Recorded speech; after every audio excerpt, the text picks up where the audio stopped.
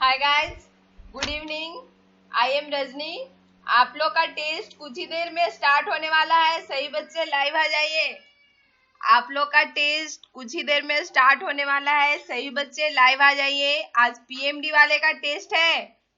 आज पीएमडी वाले का टेस्ट है। आज बायो का टेस्ट होगा। उसमें 10 क्वेश्चन बायो से है, 10 क्वेश्चन जीके से है और 10 क्वेश्चन हिंदी से है। टोटल 30 क्वेश्चन है। सभी बच्चे लाइव आके वीडियो को लाइक कर लीजिए।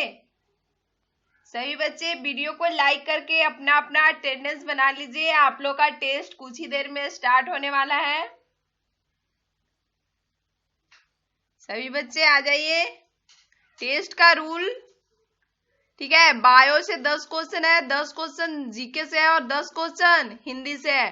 टेस्ट का जो रूल है वो प्रत्येक क्वेश्चन के अनुसार आप लोग को टाइमिंग में दूंगी, ठीक है। और एक क्वेश्चन का एक स्टूडेंट एक ही बार आंसर कमेंट करेंगे। रिपीटेड आंसर क्लासेस की तरह नहीं करेंगे। एक क्वेश्चन का एक स्टूडेंट एक ही बार आंसर करेंगे, रिपीटेड नहीं करेंगे। और टेस्ट के दौरान पूरा ध्यान टेस्ट में होना चाहिए। कोई भी एक दूसरे पर कमेंट नहीं करेंगे। आपका पूरा ध्यान टेस्ट में होना चाहिए, ठीक है। तो चलिए सभी लोग टेस्ट देने के लिए तैयार हैं। टेस्ट को अब स्टार्ट किया जाए। पीएम एंड पीएमडी वाले दोनों का टेस्ट है। चलिए टेस्ट को स्टार्ट किया जाए। 10, 9, 8, 7, 6, 5, 4, 3, 2, 1। ये रहा आपके स्क्रीन पे फर्स्ट क्वेश्चन। फर्स्ट क्वेश्चन आपके स्क्रीन पर है।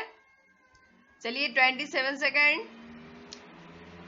फर्स्ट क्वेश्चन है blood इंटर्स the kidney through the, ठीक है, खाली स्थान है। रक्त जो है खाली स्थान के माध्यम से गुर्दे में प्रवेश करता है। कोई भी रिपीटेड आंसर नहीं करेंगे। क्लासेस की तरह रिपीटेड आंसर नहीं करेंगे। एक ही बार आंसर कमेंट करना है।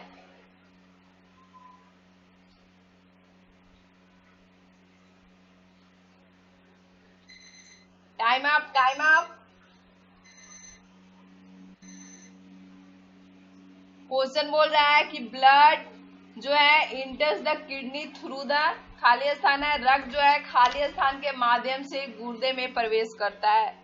तो इसका जो राइट आंसर होगा ऑप्शन बी वाले। ऑप्शन बी वाले बच्चे का बिल्कुल करेक्ट आंसर है वृक्क धमनी। वृक्क धमनी जो है इसका बिल्कुल करेक्ट आंसर है। रक्त जो है वृक्क धमनी के माध्यम से गुर्दे में प्रवेश करता है। धमनियां वे रक्त वाहिकाएं होती है जो हृदय से रक्त को शरीर के अन्य अंगों में पहुंचाती है, ठीक है। तो इसका राइट आंसर जो होगा वो ऑप्शन बी होगा। चलिए नेक्स्ट क्वेश्चन की ओर मूव किया जाए।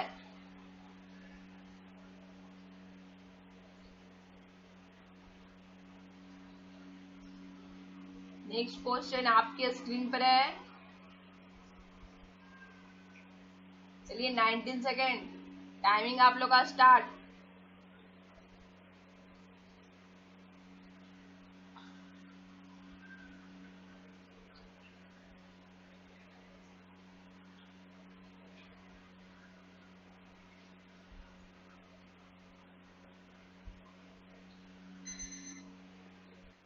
Time up, time up. चलिए सभी का आंसर आ गया है। तो क्वेश्चन नंबर टू का जो राइट आंसर होगा वो ऑप्शन सी वाले का बिल्कुल करेक्ट आंसर है। लीवर होगा, जिगर होगा। क्वेश्चन क्या बोल रहा है, which among the following is the bodies largest internal organ. निम्नलिखित में से कौन सा विकल्प शरीर का सबसे बड़ा आंतरिक अंग है, ठीक है। तो यकृत जो होता है, लीवर, जिगर जिसको हम बोलते हैं, वो मानव शरीर का सबसे बड़ा आंतरिक अंग है। यह शरीर के दाईं और पसलियों के नीचे होता है। जिगर जो है शरीर का एक बहुत ही आवश्यक अंग है क्योंकि वह शरीर में प्रवेश करने वाले रसायनों और अन्य पदार्थों को छान कर साफ करता है, ठीक है। यह पाचन में भी मदद करता है और रक्त और कई प्रकार के प्रोटीन के उत्पादन में भी लीवर क्या करता है, मदद करता है। तो सबसे बड़ा आंतरिक अंग जो है शरीर का वो कौन सा है, लीवर है, जिगर है, ठीक है। चलिए next question.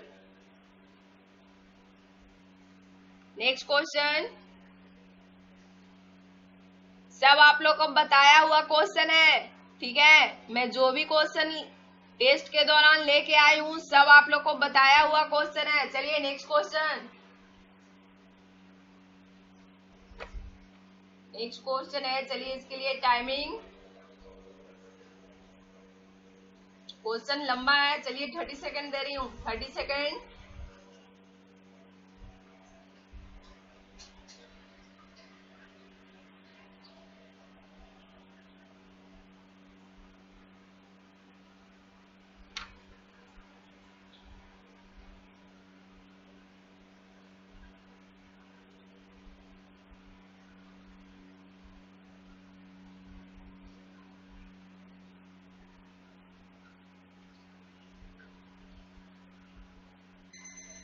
Time up, time up, time up.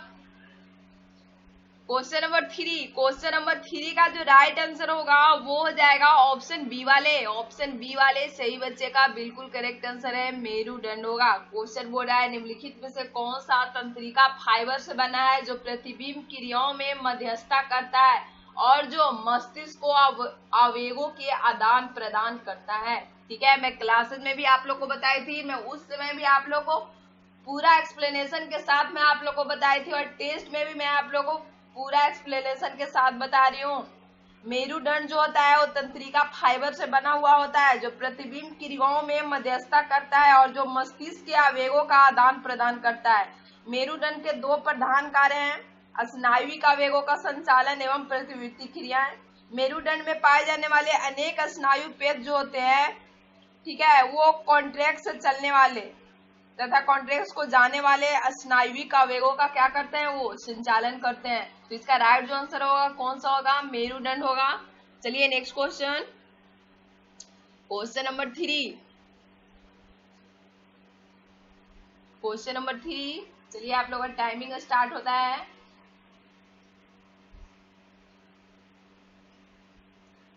24 second.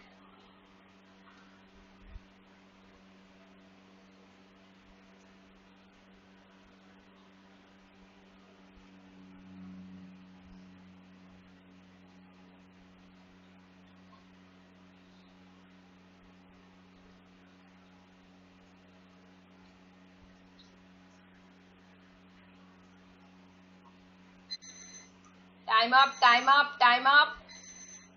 चलिए सभी का आंसर आ गया है। क्वेश्चन नंबर 4 में क्या कह रहा है, हमारे शरीर में कुल पोषक तत्वों तथा खनिजों का 90% शरीर के किस भाग में सर्वाधिक रूप से सोख लिया जाता है। ठीक है, तो इसका जो राइट आंसर होगा, इसका राइट आंसर होगा छोटी आंत, ऑप्शन डी। ऑप्शन डी वाले बच्चे का बिल्कुल करेक्ट आंसर है। हमारे शरीर में कुल पोषक तत्वों तथा खनिजों का शरीर के छोटी आंत में सर्वाधिक रूप से सोख लिया जाता है। छोटी आंत जो होता है मानव का पाचन तंत्र का एक हिस्सा है। यहाँ पाचन की सबसे सक्रिय एक्टिव प्रक्रिया होती है।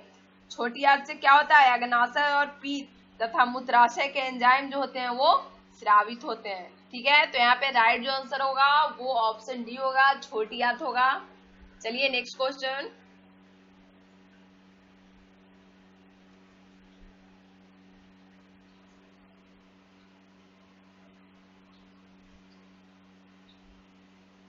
Twenty 23 second.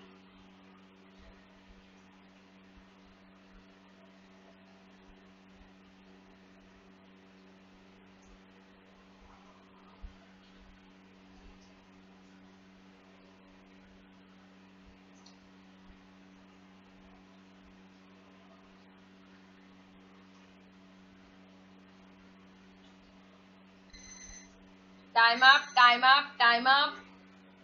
क्वेश्चन नंबर 5 बोल रहा है निम्नलिखित में से किस विटामिन की कमी से बच्चों में सूखा रोग रिकेटस नामक विकार जो होता है वो पैदा होता है। ठीक है, deficiency of which of the following vitamins in children causes rickets. इसका जो राइट आंसर होगा वो कौन सा होगा, क्वेश्चन नंबर 5 का जो राइट आंसर होगा वो ऑप्शन सी होगा, विटामिन डी। ऑप्शन सी वाले बच्चे आप लोग का बिल्कुल करेक्ट आंसर है, विटामिन डी होता है। सूखा रोग जो है रिकेटस क्या है, हड्डियों का रोग है जो प्रायः बच्चों में विटामिन डी की कमी से होता है। बच्चों में हड्डियों की नरमी या कमजोर होने को क्या हम लोग बोलते हैं? सूखा रोग बोलते हैं। जब सूखा रोग हो जाता है तो क्या होता है? विकार होकर पैरों का टेढ़ापन और मेरुदंड में असमान मोड़ आ जाते हैं।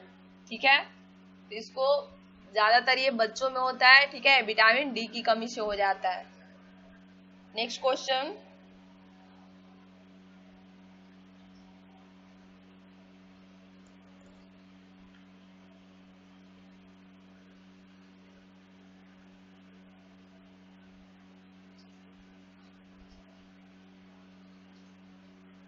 टाइमिंग आप लोग का स्टार्ट होता है।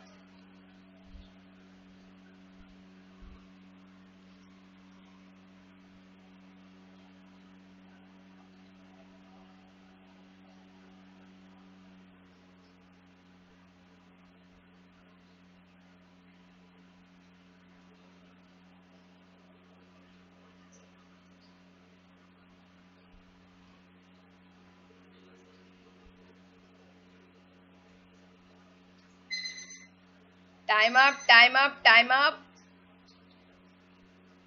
चलिए, सभी का आंसर आ गया है। क्वेश्चन नंबर 6 में क्या बोल रहा है? निम्नलिखित में से उस विटामिन की कमी से विकार का चयन करें जिसमें मुंह, गले, पैर के निचले हिस्से एवं पैर के पंजों में लाल रंग के धब्बे उत्पन्न होते हैं।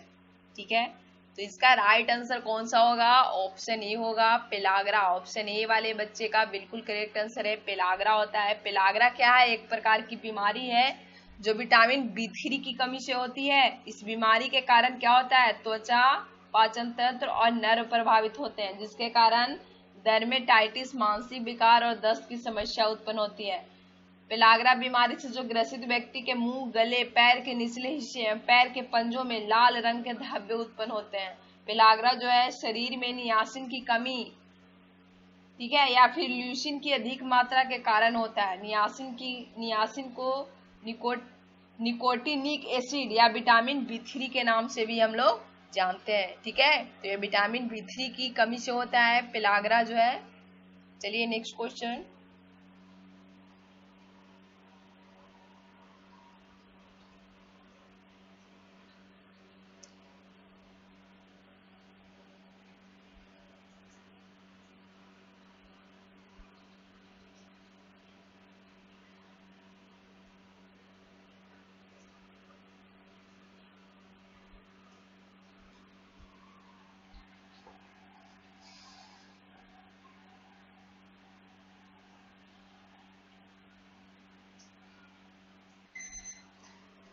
Time up. सभी का आंसर आ गया है। सभी बच्चे अब स्क्रीन पे देखेंगे। निम्नलिखित में से किस वैज्ञानिक ने चेचक हेतु टीके की खोज की थी? तो इसका राइट आंसर क्या हो जाएगा? Option A, Edward Jenner. Option A वाले का बिल्कुल करेक्ट आंसर है एडवर्ड जेनर।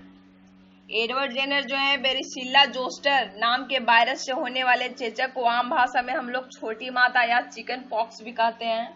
इस दौरान क्या होता है? व्यक्ति के शरीर में काले धब्बे पड़ जाते हैं और इनमें जलन और दर्द होता है। चिकन पॉक्स एक फैलने वाली बीमारी है। ठीक है, तो चेचक के टीके की खोज कौन किए थे? तो एडवर्ड जेनर ने इसकी जो खोज किए थे वो कौन थे? Edward Jenner.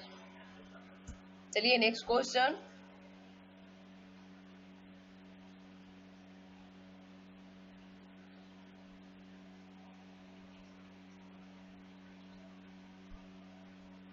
टाइमिंग स्टार्ट होता है।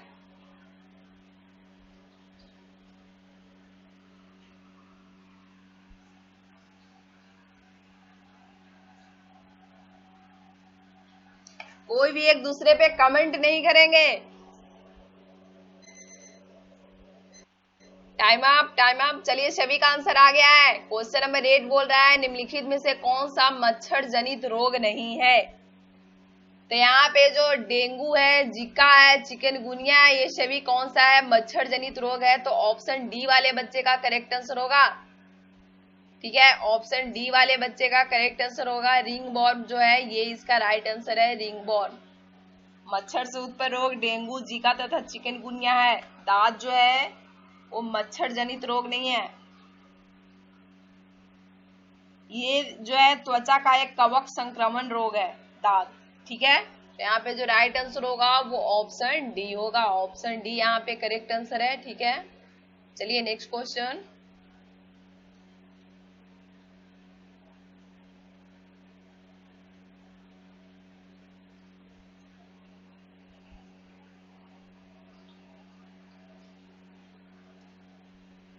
चलिए 23 सेकेंड टाइमिंग आप लोग का स्टार्ट होता है।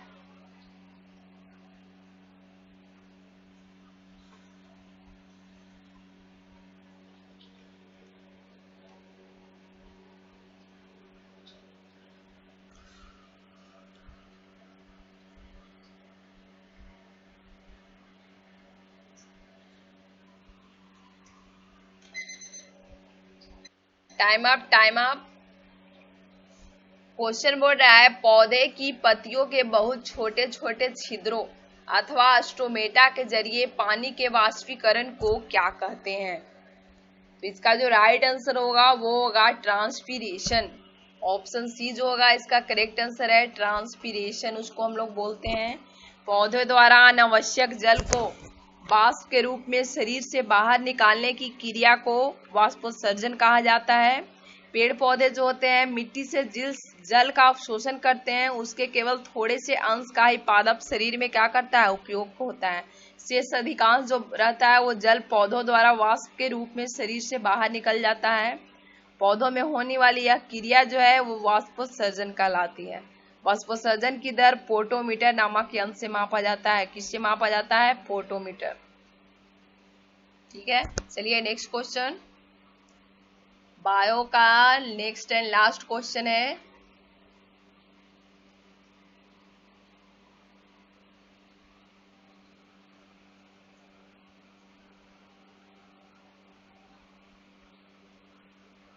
चलिए टाइमिंग आप लोग का स्टार्ट होता है।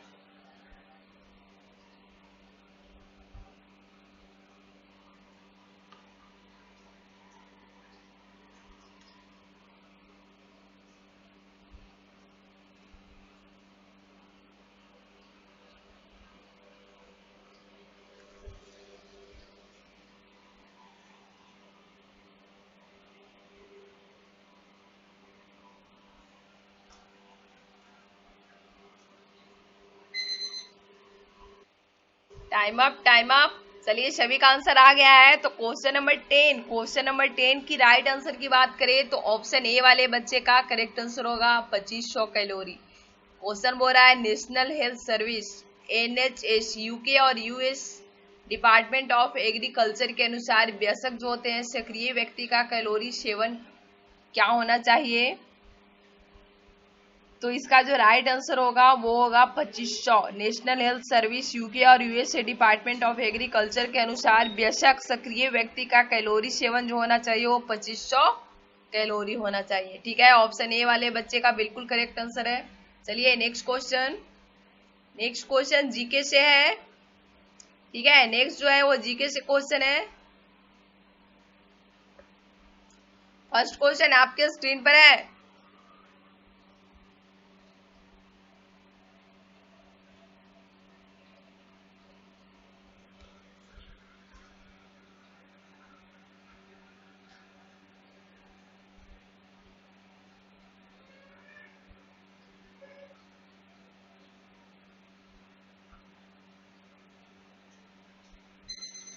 Time up, time up. चलिए सभी का आंसर आ गया है। इसकी जो राइट आंसर की बात करें, हड़प्पा सभ्यता के एक हिस्से लोथल की खुदाई की खोज किसने की थी? तो इसका जो राइट आंसर होगा वो ऑप्शन सी, ऑप्शन सी वाले बच्चे का बिल्कुल करेक्ट आंसर है। SR राव जो है इसका राइट आंसर है। हड़प्पा सभ्यता के तहत आने वाले लोथल स्थल की खुदाई 13 फरवरी 1955 से लेके 19 मई 1956 के मध्य की गई थी। इसकी खोज सन 1954 में SR राव की देखरेख में हुई। यह गुजरात के भाल क्षेत्र में स्थित है। यह कहाँ स्थित है? गुजरात के भाल क्षेत्र में। ठीक है, ऑप्शन सी वाले का करेक्ट आंसर है। चलिए next question.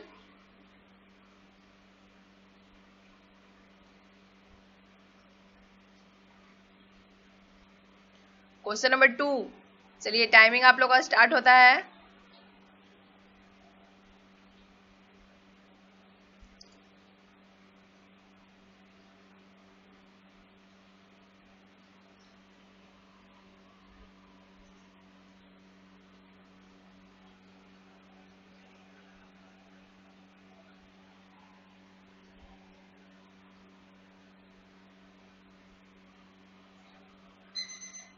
Time up, time up.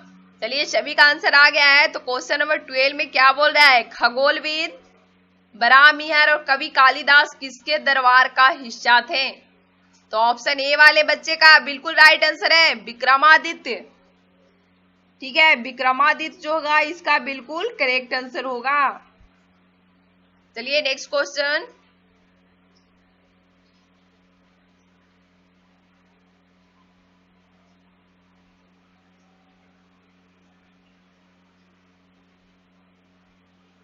चलिए टाइमिंग स्टार्ट होता है आप लोग का।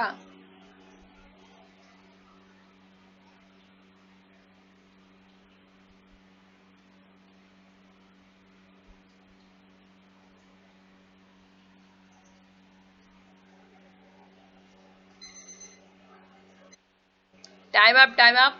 क्वेश्चन बोल रहा है क्वेश्चन नंबर 13, बुद्ध ने अपना पहला उपदेश कहाँ दिया था। ठीक है, तो ऑप्शन बी वाले बच्चे का बिल्कुल करेक्ट आंसर है सारनाथ। बुद्ध ने अपना उपदेश कहाँ दिया था, सारनाथ में। बुद्ध को ज्ञान की प्राप्ति कहाँ हुई, तो बोध गया में हुई थी। उन्होंने धर्मोपदेश सारनाथ में दिया, जिसे बौद्ध ग्रंथों में धर्म चक्र प्रवर्तन कहा गया। ठीक है, तो इसका राइट आंसर ऑप्शन बी होगा, सारनाथ होगा। सब क्वेश्चन करवाया हुआ है आप लोग का वीडियो, प्रीवियस वीडियो अगर आप लोग देखते होंगे तो आप लोग का आंसर बिल्कुल। थर्ड नंबर क्वेश्चन है,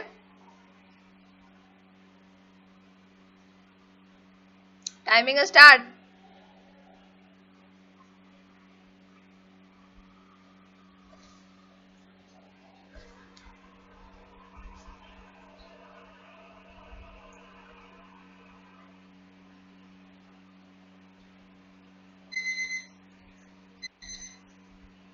time up, time up. Question बोल रहा है, क्वेश्चन क्या बोल रहा है, मोहनजोदड़ो शब्द का अर्थ क्या है। तो मोहनजोदड़ो शब्द का अर्थ क्या है, मृतकों का टीला। ठीक है, ऑप्शन में क्या दिया है, mount of the dead. Option B जो होगा यहाँ पे करेक्ट आंसर होगा, जिसको हम लोग क्या बोलते हैं, मृतकों का टीला। मैं लिख देती हूँ।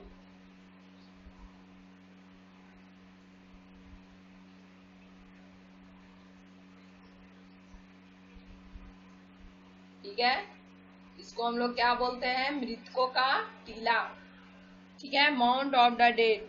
सिंधु घाटी सभ्यता जो है एक नगरीय सभ्यता थी। इसमें मोहनजोदड़ो सिंधु घाटी सभ्यता का एक प्रमुख नगर था।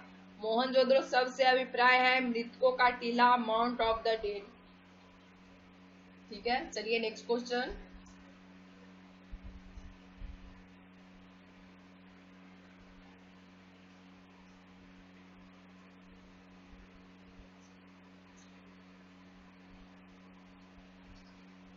Timing start.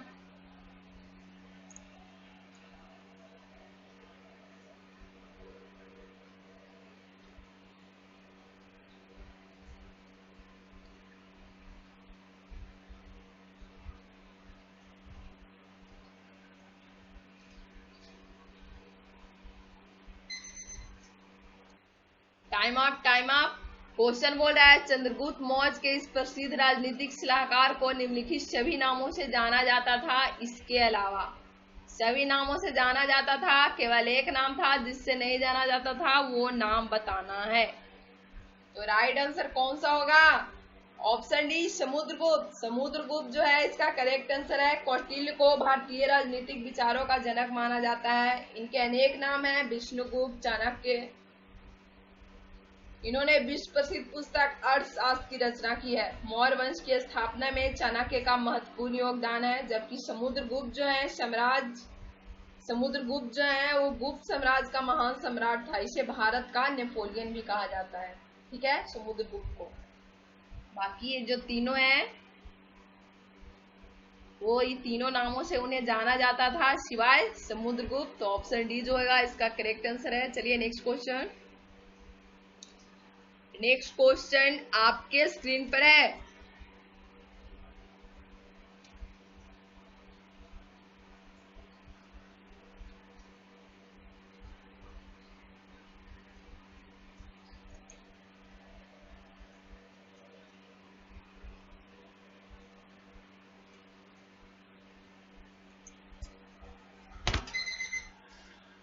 Time up, time up, time up, time up. Question बोल रहा है सत्यमेव जयते महाकाव्य जो है वो कहाँ से उद्धृत है? तो इसका राइट आंसर होगा मुंडक उपनिषद से। ऑप्शन सी वाले का करेक्ट आंसर है। इस उपनिषद में याज्ञ की तुलना टूटी नाव से की गई है। मुंडकोपनिषद अथर्ववेद से संबंधित है या भारत का आदर्श वाक्य है। सत्यमेव जयते जो है उत्तर प्रदेश के वाराणसी स्थित सारनाथ में 250 ईस्वी पूर्व मौर्य सम्राट द्वारा बनाए गए शी स्तंभ के शिखर पर क्या है? अंकित है। भारत सरकार द्वारा यह चिन्ह जो है वो 26 जनवरी 1950 को अपनाया गया था। चलिए नेक्स्ट क्वेश्चन,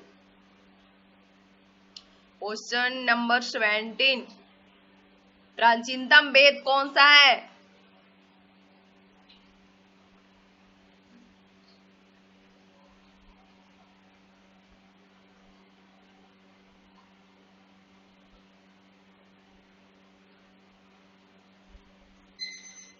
टाइम अप हुआ। चलिए क्वेश्चन बोल रहा है प्राचीनतम वेद कौन सा है? तो ऑप्शन ए वाले बच्चे का बिल्कुल करेक्ट आंसर है। सबसे प्राचीन जो वेद है वो ऋग्वेद है और सबसे बाद का वेद है अथर्ववेद। सबसे बाद का वेद कौन सा है? अथर्ववेद है। और सबसे पहला जो प्राचीन वेद है वो कौन सा है? तो ऋग्वेद है। चलिए next question,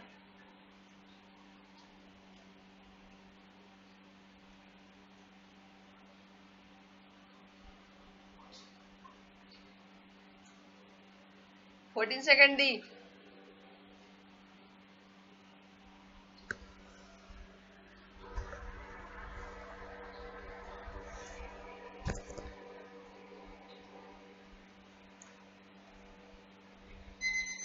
time up, time up, time up. Question बोल रहा है, सभी का आंसर आ गया है। अशोक के आक्रमण के दौरान कलिंग पूर्वी प्रांत की राजधानी जो है वो कौन सी थी? तो इसका जो राइट आंसर होगा वो हो जाएगा ऑप्शन डी, तोसाली। अशोक के आक्रमण के दौरान कलिंग पूर्वी प्रांत की राजधानी तोसाली थी। अशोक ने अपने राज्याभिषेक के 8 वर्ष बाद, ठीक है, कलिंग की विजय उन्होंने प्राप्त की। इसका उल्लेख 13वें शिलालेख में मिलता है। इस युद्ध के बाद अशोक ने धम्म विजय की नीति अपनाई। ठीक है, next question,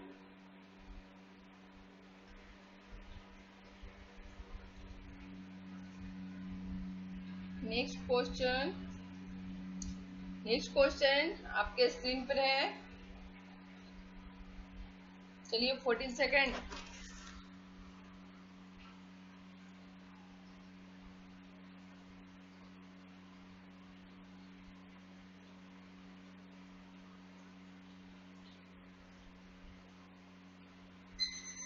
time up, time up.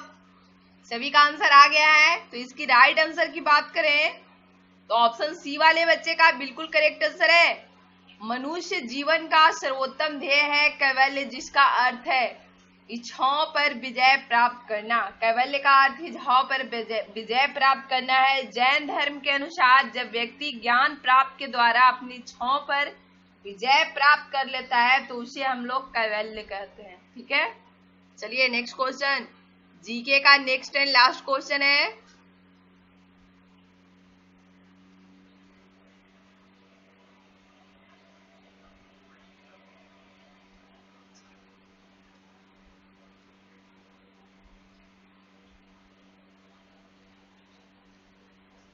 Buddha को परिनिर्वाण कहाँ प्राप्त हुआ था?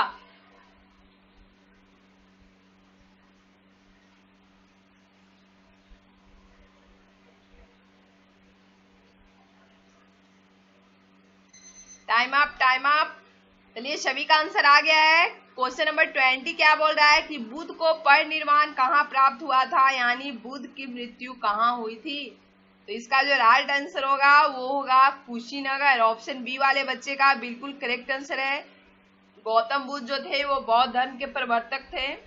ठीक है, इनका जन्म कहाँ हुआ था? तो लुम्बिनी नेपाल में हुआ था। इनको ज्ञान प्राप्ति कहाँ हुआ था? तो बोध गया बिहार में हुआ था। इनकी मृत्यु कहाँ हुई थी? तो कुशीनगर में।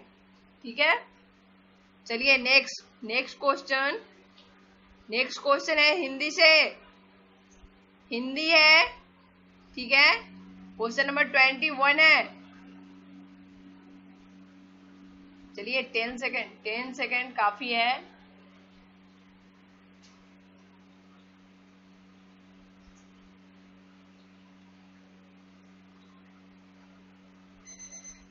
Time up. चलिए सभी का आंसर आ गया है।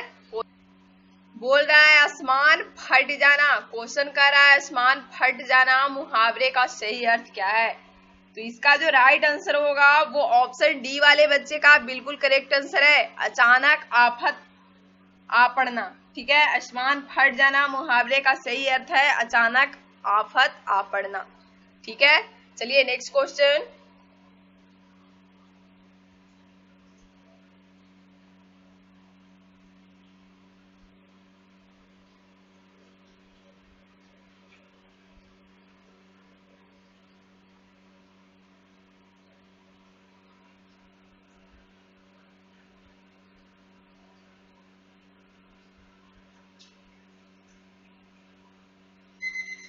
Time up.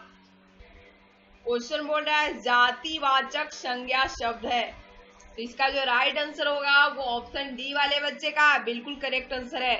जिस संज्ञा शब्द से उसकी संपूर्ण जाति का बोध होता है उसे हम लोग जातिवाचक संज्ञा कहते हैं। एग्जाम्पल मनुष्य, नदी, भैंस, वकील, नगर, डॉक्टर, ये सब क्या है? जातिवाचक संज्ञा शब्द है। ठीक है, मैं क्लासेस में भी आप लोग को पूरा एक्सप्लेनेशन के साथ बताई थी। चलिए नेक्स्ट क्वेश्चन।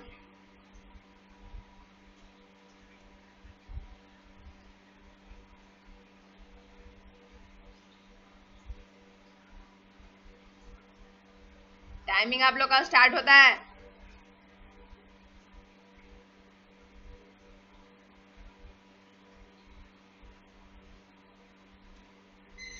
Time up. सभी का आंसर आ गया है। क्वेश्चन बोल रहा है मीठा की भाववाचक संज्ञा होगी, तो ऑप्शन बी वाले बच्चे का बिल्कुल करेक्ट आंसर है मिठास। मीठा की भाववाचक संज्ञा मिठास होगी। वे संज्ञा शब्द जिससे व्यक्ति या वस्तु के गुण, धर्म, दशा या व्यापार का बोध होता है उसे हम लोग भाववाचक संज्ञा कहते हैं। जैसे लंबाई, नम्रता, मिठास, बुढ़ापा, ये सब क्या है? भाववाचक संज्ञा है। चलिए next question.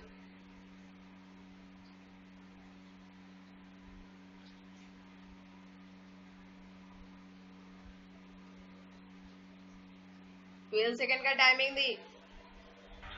Time up. Question बोल रहा है निम्नलिखित में से कौन सा निश्चयवाचक सर्वनाम नहीं है? तो इसका राइट आंसर ऑप्शन डी होगा। ऑप्शन डी वाले बच्चे का बिल्कुल करेक्ट आंसर है। ऑप्शन डी वाले बच्चे का बिल्कुल करेक्ट आंसर है। ठीक है, ऑप्शन डी होगा। जो, वाह, ये सब क्या है? अनिश्चयवाचक सर्वनाम नहीं है। यह कौन सा सर्वनाम है? तो यह संबंधवाचक सर्वनाम के अंतर्गत आता है। क्वेश्चन बोल रहा था निश्चयवाचक सर्वनाम नहीं है। ठीक है, तो ये जो है जो वा ये संबंधवाचक सर्वनाम के अंतर्गत आता है। ठीक है, तो ऑप्शन डी बिल्कुल करेक्ट आंसर है। चलिए next question.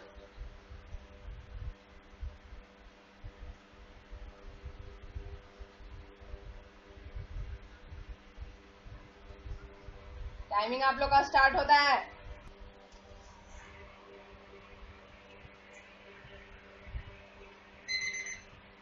Time up. Question बोल रहा है जो करेगा सो भरेगा रेखांकित शब्द क्या है? तो यहाँ पे जो है वो है संबंधवाचक सर्वनाम। ऑप्शन सी वाले का बिल्कुल करेक्ट आंसर है। जो करेगा सो भरेगा में जो है वो संबंधवाचक सर्वनाम है। जिस सर्वनाम द्वारा किसी दूसरे सर्वनाम से संबंध स्थापित हो उसे हम लोग संबंधवाचक सर्वनाम कहते हैं। जैसे जो, सो, ठीक है, ये सब क्या है? संबंधवाचक सर्वनाम है। चलिए next question.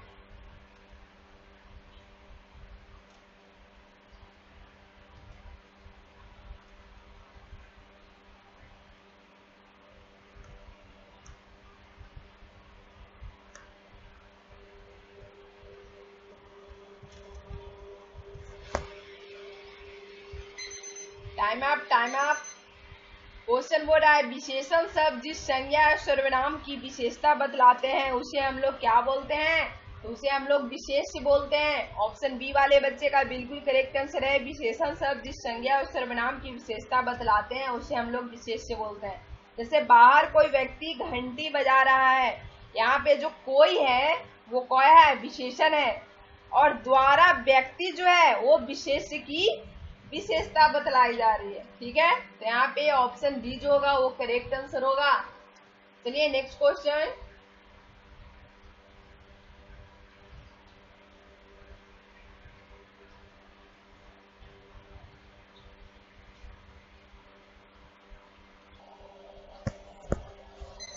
Time up, time up. Question बोल रहा है यह दृश्य बहुत सुंदर है में बहुत सुंदर में कौन सा विशेषण है। तो यहाँ पे राइट आंसर जो होगा वो कौन सा होगा, ऑप्शन डी वाले बच्चे का बिल्कुल करेक्ट आंसर है प्रविशेषण। कोई भी एक दूसरे पे कमेंट नहीं करेंगे। यह दृश्य बहुत सुंदर है में बहुत सुंदर जो है, ठीक है, वो क्या है, प्रविशेषण है। वे विशेषण जो विशेषणों की विशेषता बतलाते हैं उसे हम लोग प्रविशेषण कहते हैं। जैसे बोल रहा है यह दृश्य बहुत सुंदर है, यहाँ में सुंदर जो है वो विशेषण है, परंतु बहुत सुंदर बोल रहा है मतलब विशेषण की विशेषता बता रहा है कि वो बहुत सुंदर है, तो उसे हम लोग प्रविशेषण कहते हैं। ऑप्शन डी वाले का बिल्कुल करेक्ट आंसर है। सभी को समझ में आ रहा है, किसी को कोई दिक्कत नहीं होना चाहिए। चलिए नेक्स्ट क्वेश्चन।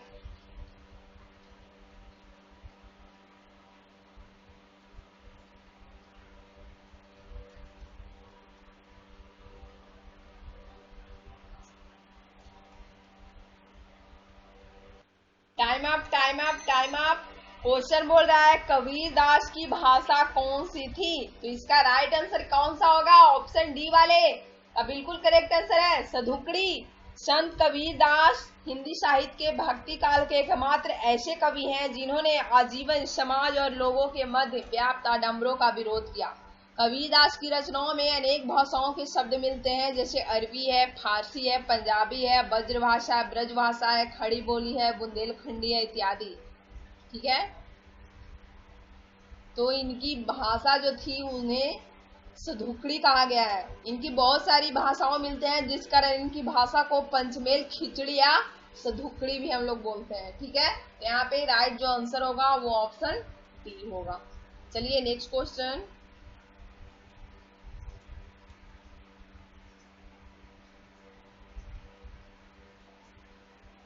चलिए टाइमिंग आप लोग का स्टार्ट होता है।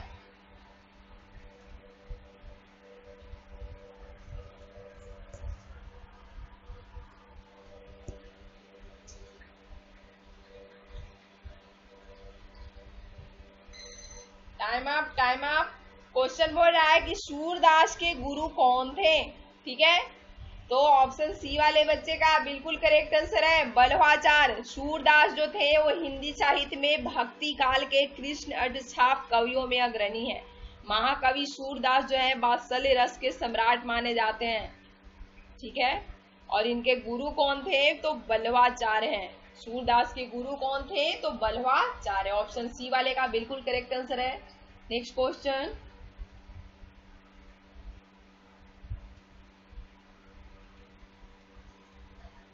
सॉरी, ये तो रिपीटेड क्वेश्चन हो गया।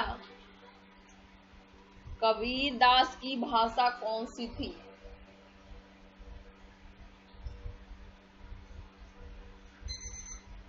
Time up, time up, time up. चलिए सभी का बिल्कुल करेक्ट आंसर है, ये रिपीटेड क्वेश्चन हो गया है। ठीक है, कबीरदास की भाषा जो थी वो कौन सी थी, तो सधुकड़ी थी। ठीक है, ऑप्शन डी इसका करेक्ट आंसर है। आप लोग का टेस्ट जो है वो फिनिश हो गया है। सही बच्चे ईमानदारी से आपका 30 में कितना स्कोर आया है, वीडियो के कमेंट सेक्शन में अपना अपना स्कोर आप लोग कमेंट करेंगे। मैं सबका कमेंट वहां पे रीड करती हूँ। ठीक है, आप लोग पूरी ईमानदारी के साथ आप लोग का 30 में कितना स्कोर आया है, वीडियो के कमेंट सेक्शन में सही बच्चे अपना अपना स्कोर कमेंट करेंगे। Okay, bye, good night.